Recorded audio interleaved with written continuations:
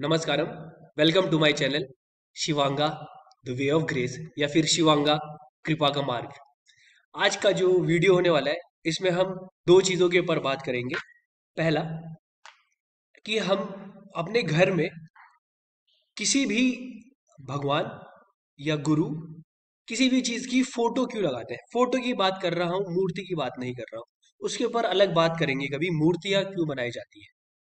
Okay. और दूसरा, हम जब भी मंदिर में जाते हैं तो हमसे कहा जाता है कि आप प्रभु जो भी मूर्ति वहां पर स्थापित है या फिर भगवान स्थापित किए गए हैं उनकी मूर्ति के आपको दर्शन करने हैं। तो ये दर्शन का मतलब क्या है और आपको दर्शन करना इतना जरूरी क्यों होता है? क्योंकि आपने देखा होगा कई लोग काशी विश्वनाथ, केदारनाथ, कैलाश मानसरोवर, इन सब जगहों में मूर्तियों के दर्शन करने के लिए जाते हैं। ऐसा क्या है उस दर्शन में कि जो उन्हें वहां जाकर कुछ मिल जाएगा? वो ऐसी क्या चीज है? तो आज इसके ऊपर हम बहुत अच्छे से बात करेंगे और काफी रिसर्च के बाद मैं आप लोगों के पास आया हूँ। ऐसा क्या है मतलब है कि एक इंसान, बूढ़ा इंसान भी जाके केदारनाथ दर्शन करना चाहता है, भगवान के, बद्रीनाथ भगवान के दर्शन करना चाहता है। तो उस दर्शन से उसको क्या मिलने वाला है? हालांकि अब उसको नहीं मालूम कि वो दर्शन करने क्यों जा रहा है, बट एक बार उसके अंदर दिली इच्छा है कि मैं वहां जाके देखूं। ये उसकी इच्छा पूर्ति मात्र है, बट इसके पीछे कुछ और चीज है जिसको हम दर्शन कहते हैं। तो दर्शन का क्या महत्व है?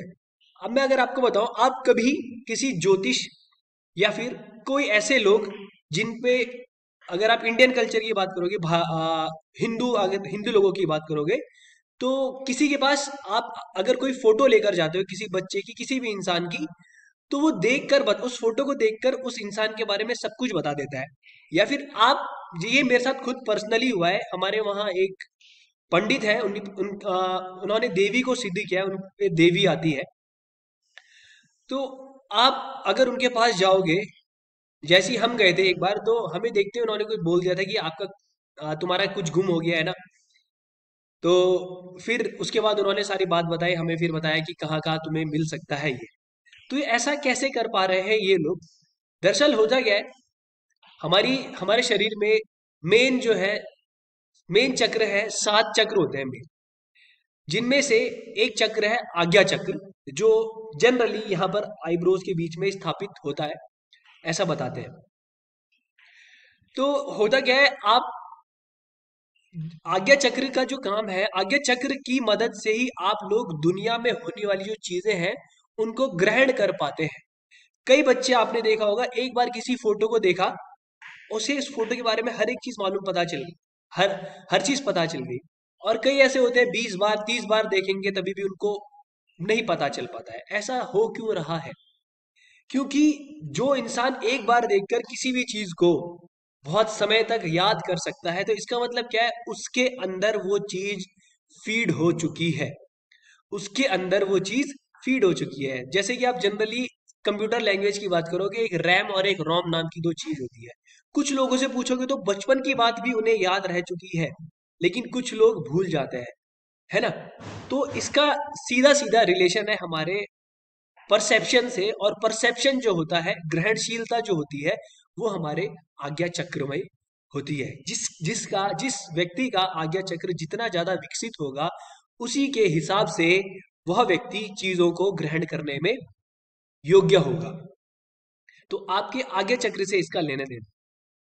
तो सदगुरु बताते हैं कि अगर हम किसी चीज को किसी चीज को देख रहे हैं और हम काफी गौर से अगर देखना शुरू करें, तो ये हमारा जो आज्ञा चक्र है, अगर हमने कुछ देर के लिए उसको देखा, मान लो 15-20 सेकंड के लिए लगातार आप देख रहे हो, तो जो हमारा आज्ञा चक्र है, यह चक्र हमारे शरीर से बाहर निकलता है। ऐसा वो बताते हैं कि आज्ञा चक्र, दुनिया में आप यहाँ बैठे हो और आपका आज्ञा चक्र कहीं भी जा सकता है।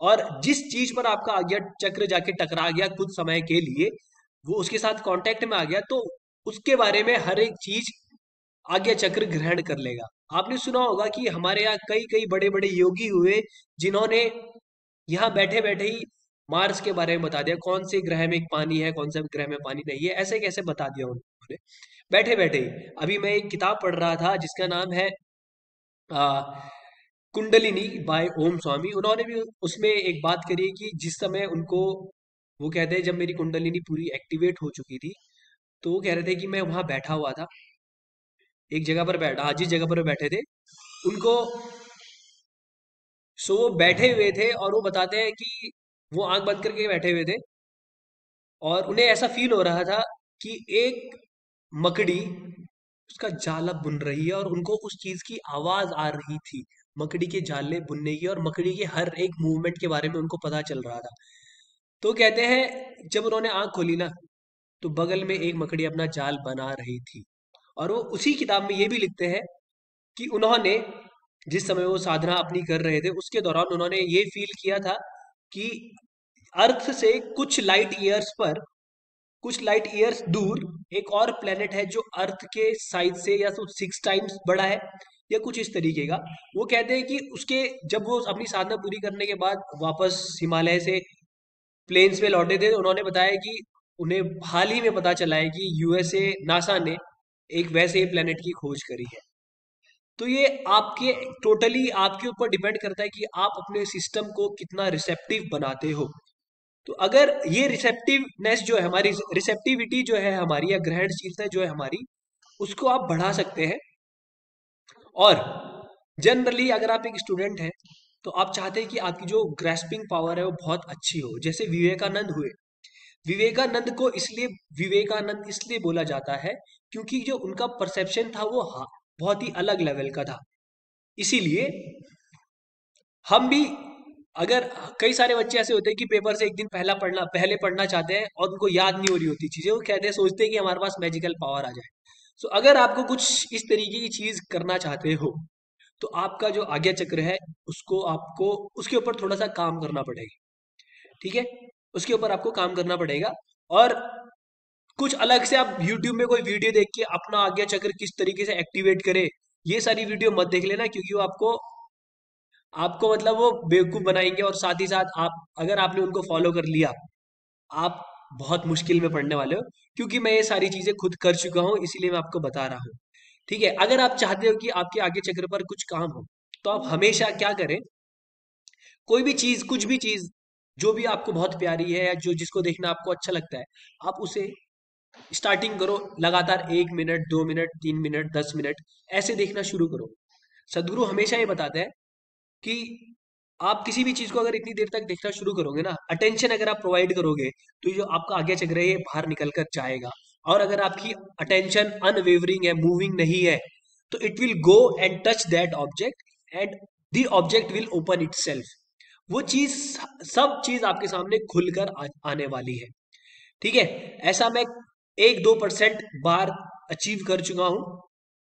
ठीक है, इसीलिए मैं आप लोगों के, अपना मेरा खुद का एक्सपीरियंस है, मैं इसलिए बता रहा हूँ। और मैं अलग से कुछ मंत्र चैंटिंग वगैरह कुछ नहीं करता हूँ एक आज्ञा चक्र एक्टिवेट करने के लिए। हमेशा ध्यान रखना कि आज्ञा चक्र एक्टिवेट करना इतना आसान नहीं है कि आप कुछ यहाँ पर बैठे और अलग से साधना, इसके लिए बहुत अलग लेवल की साधना चाहिए। बट वो कहते हैं आप इतना ही करना शुरू करो, देखना शुरू करो।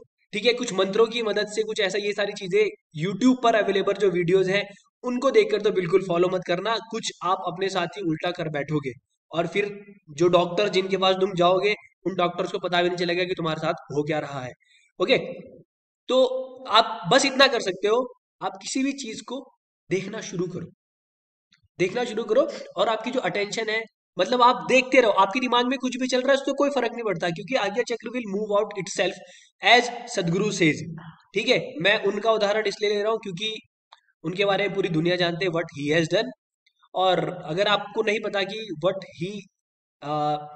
कैपेबिलिटीज ही हैज, आप एक किताब पढ़ सकते हैं जाकर, सदगुरु मोर देन अ लाइफ। ये इंग्लिश वर्जन है, या फिर हिंदी में अगर आपको पढ़ना है तो युगन युगन योगी, ये किताब पढ़ लीजिएगा। आपको पता चल जाएगा कि मैं उनके ऊपर कितना भरोसा कर रहा हूँ, या फिर इतनी अथॉरिटी के साथ कैसे बोल पा रहा हूँ। और मैं अपनी जिंदगी में भी चीजें अप्लाई कर रहा हूँ, इसलिए मैं इतनी अथॉरिटी के साथ ही बता पा रहा हूँ, मेरा खुद का एक्सपीरियंस है। अब आप अपने घर में फोटोज क्यों रख रहे हो? सदगुरु कहते हैं दर्शन, किसी भी चीज का दर्शन क्यों जरूरी है। वो कहते हैं हमेशा जब भी उनका सत्संग चलता है तो वो कहते हैं just be with me. Be with me का मतलब क्या है? वो कहते हैं कि मेरी शरीर का जो, मेरा जो ऑरा है, मेरी एनर्जी बॉडी जो भी है, अगर तुम्हारा आज्ञा चक्र एक बार मेरे साथ टच हो गया, एक बार के लिए अगर टच हो गया, तो तुम्हारी जिंदगी में तुम्हारी साधना, या तुम्हारी स्पिरिचुअल ग्रोथ, इनकी इनका कुछ भाग तुम्हारे लिए बहुत आसान हो जाएगा। जैसे कुछ लोग ऐसे होते हैं कि 5 बजे उठ के मुझे साधना करनी है, उनके लिए डिफिकल्ट हो रहा होता है, तो सदगुरु ने बोला कि अगर तुम एक मोमेंट के लिए भी मेरे साथ टच में आ गए, if you have been with me for even for a moment, then तुम्हारी प्राइवेसी खो गई। इन द सेंस वो कहते हैं कि तुम्हारी साधना वगैरह वगैरह छोटी मोटी चीजें जो तुम्हारे लिए डिफिकल्ट होती है, इन सब की जिम्मेदारी मेरे ऊपर आ जाएगी, या फिर तुम्हारे लिए चीजें करना आसान हो जाएगा। तो कोई भी किसी भगवान की मूर्ति के दर्शन करने क्यों जाता है? वो इसीलिए जाता है कि किसी तरीके से वो जो मूर्ति वहां पर स्थापित है, उसका जो एनर्जी का ऑरा है, उसको आप टच कर लोगे तो वो चीजें आपके साथ हमेशा के लिए रह जाएंगी। इसीलिए मंदिर में जाके मूर्ति दर्शन किया जाता है। ठीक है, कई सारे लोग, अगर तुम किसी के दिमाग में कोई सवाल आ रहा है और कहते हैं ये बेवकूफ बना रहा है, तो यू कैन मेरे साथ कांटेक्ट करके मेरे साथ डिस्कशन कर सकते हो। मेरी खुद की एक्सपीरियंस पर बेस्ड है, और आप, मेरे पास कुछ एनर्जी स्पेसेस क्रिएटेड है, मैं आपको वहां पर भी बिठा सकता हूँ, और आप खुद फील करेंगे। दूसरी बात, अब मैंने बताया, आप एक फोटो, किसी गुरु की फोटो है, भगवान की फोटो अपने घर में क्यों लगाते हो? ऐसा होता है, जैसे मैंने आपको शुरू में बताया कि कोई एक इंसान एक फोटो देखकर उसके बारे में हर एक चीज बता देता है। किसी भी इंसान की फोटो देखकर उसके बारे में हर एक चीज बता देता है। ऐसा क्यों? क्योंकि हर एक चीज के पीछे एक पर्टिकुलर ज्योमेट्री है। तो वो जियोमेट्री जो है, वो वो उस इंसान के बारे में, या फिर उस इंसान की कुछ कैरेक्टरिस्टिक वो ज्योमेट्री कैरी करती है। ठीक है, तो आप चाहते हो कि वो चीज की प्रेजेंस आपके घर में रहे, इसीलिए आप किसी भी भगवान की मूर्ति या कोई गुरु आपके जो है, उनकी फोटो आप अपने घर में रखते हो। ठीक है, ये ज्योमेट्री आपकी, आप चाहते हो कि किसी तरीके से उनकी प्रेजेंस आपके घर में हो, इसीलिए।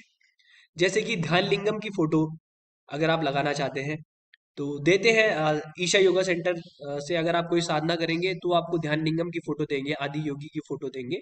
तो वो फोटो जो है एक पर्टिकुलर ज्योमेट्री है उसकी खुद की, और उस ज्योमेट्री की वजह से कुछ प्रेजेंस उस एनर्जी फील्ड की आपके घर में आएगी, कुछ प्रेजेंस, इसीलिए they ask you to keep that photo inside your home. और दूसरा ये भी है कि कुछ ना कुछ मेन कनेक्शन इन दोनों के बीच में आप बिठाते हो, और यहां से क्या पता मेन सोर्स से इस फोटो के थ्रू ऐसा हो सकता है कि कुछ एनर्जी का कांटेक्ट आपका इसके साथ बन जाए। अगर आप उसके सामने बैठ के कुछ समय तक कुछ चीजें करेंगे तो एक कनेक्शन दोनों के बीच में बन जाता है, और एक अलग लेवल का एनर्जी ट्रांजेक्शन होने लगता है। ठीक है, मैं रोज बैठता हूँ, और I am experiencing a lot of things now days, और पहले के कंपैरिजन में बहुत सारी चीज़ें मैं एक्सपीरियंस करता हुआ आ रहा हूँ, मेरे अंदर काफ़ी सारे चेंजेस मैंने देखे हैं। उन्हीं चेंजेस के ऊपर बेस्ड ये सारी चीज़ें मैं बता रहा हूँ।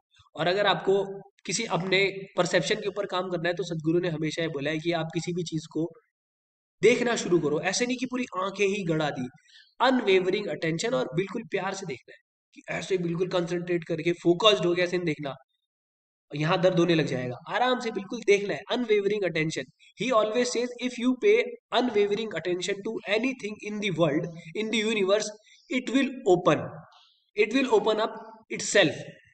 ठीक है, तो आपको अनवेवरिंग अटेंशन रखनी है।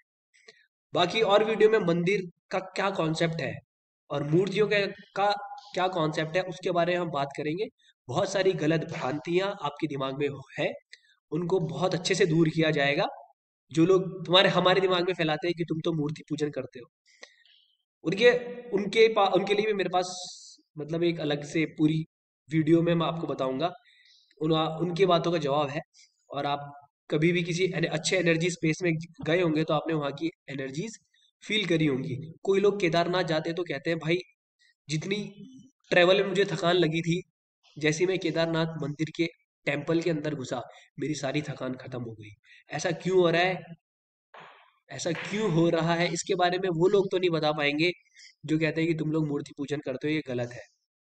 ठीक है, तो अगली वीडियो में मिलेंगे हम कि मूर्ति का क्या कॉन्सेप्ट है, किस तरीके से बनाई जाती है। और एक वीडियो और आने वाली है ध्यान लिंगम यंत्रा के ऊपर। सो स्टे ट्यून्ड, मिलते हैं अगली वीडियो में। तब तक के लिए नमस्कारम और धन्यवाद।